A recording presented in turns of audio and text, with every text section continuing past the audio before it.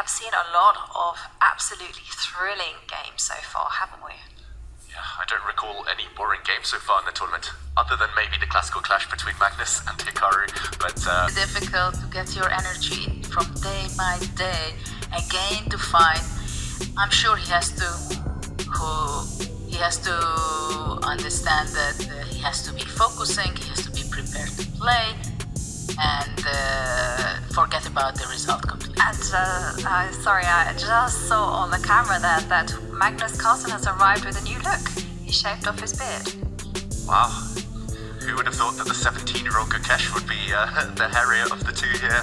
Magnus, it shows he's up. If that was the only preparation he did, maybe it was a good move. Nonetheless, Magnus Carlsen. Wow. Is that unsettling for Gukesh? You know, your opponent turns up with a rather radical new look. Can be. I do remember as well during the 2021 World Championship match with Magnus and Jan Neponji. Jan was the one having a haircut halfway through that match when things weren't going his way. And obviously that didn't work out in the end, but it showed he meant business, and we're off. The games have just started. We see Gukesh open with 1e4. And what do we think Magnus is going to go for? I was going to say c5, but then he reached for the king's pawn and they're playing in a very classical. The feeling I have that he wants to have a long game, he's ready for a battle, he's ready for a fight, for a long game. And I think it's also interesting for him to play with the new generation kids, we can say. Because I think it's very interesting for him to look how they're developing from day to day. He understands that Gukesh is an extremely talented boy. He knows exactly, I think, that he's potentially a future world champion who he's playing with. And I think when you're number one in the world, it's very important for you to play with new figures, new people, to learn from them, fresh ideas. For example, it was very interesting for me when looking Nakamura back in his summary of the game when he played against him, that he was telling on many moves of Gukesh that I was not counting on this, I didn't expect this. So it's also interesting, I think, that when we see youngsters around, that they do have new ideas, they do have a very fresh look on the same position which the others are seeing, looking, analyzing for years or maybe even decades, but with a completely new idea. So I think this is also somehow challenging for Magnus, and it gives him a very positive feeling that he's playing with someone who will give